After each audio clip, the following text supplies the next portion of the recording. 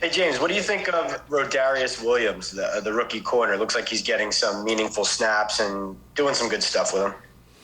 I think he has a lot of skill.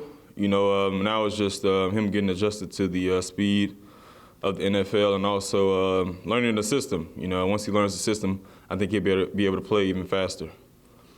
And I know Robinson's not on the field, but what have you learned about him, maybe from the mental side and just as a player so far? He doesn't talk a whole lot, and of course when he's in the meeting rooms, he doesn't talk a whole lot because he's doing a whole lot of listening. So I feel like he's very attentive. He listens a lot. Doesn't really talk a lot, honestly. So it's hard to get a good read on him. Gotcha. Thanks. Paul Schwartz. Hey, James.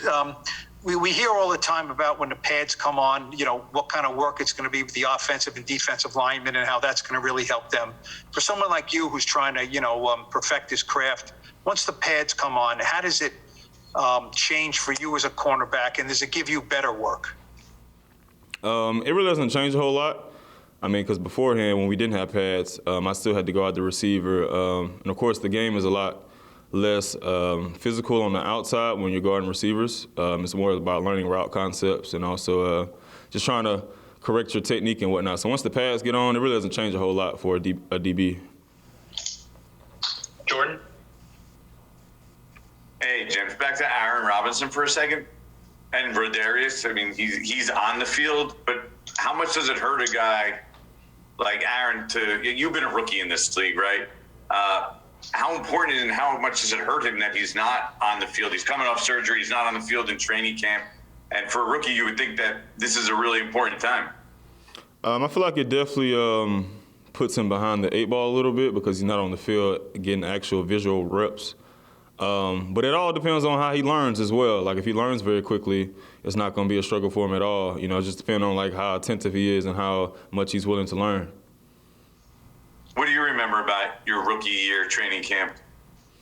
It's really a blur because I was trying to keep up with the speed of the game while also learning the defense. And I was also with the ones, so the speed of the game, everybody out there knew what they were doing. I was kind of dependent on them to get me the call and kind of put me in the right location and stuff. So it was a big blur, honestly. I was just doing a whole lot of running around, and then as I learned the system, it started to slow down for me. When was that? When did you consider that it slowed down and you learned the system? It started slowing down for me the end of my second year, third year. James, have you been on a little bit of a pitch count the last couple of days? And is that just to get other guys more reps because they know who and what you are, or what's the plan there? It's just a lot of DBs, and it's hard to get everyone equal amount of reps. So somebody's going to have to lose reps. Whether that's the first group, the second group, the third group, or the fourth group. Somebody has to lose reps, and I guess it's just me right now. Do you not mind a lighter workload, or are you kind of the kind of guy you just always want to be out there? Man, even when I have a light workload, I'm still working, when it comes to special teams and it comes to individuals. So I'm still getting my reps in. If it's not physical, it's going to be mental. And I'm cool with either one. It just depends on whatever the coach wants me to do. Lastly, I wanted to ask you, too, what do you think of yesterday's running and the punishment after the brawl, and how do you think the players are responding to it? When you do something that's going to harm the team, and especially during the game, it's going to provoke a penalty. It's going to be consequences behind that. And I just saw him as that was our consequence. Our consequence was to run and do push-ups. And of course, the physical part, that happens. It's football. It's a physical game. It's a physical game. That sometimes that happens. Thanks. James, I know cornerbacks and defensive backs are usually pretty competitive amongst each other, whether it's who's the fastest or who's the strongest or who has the most interceptions.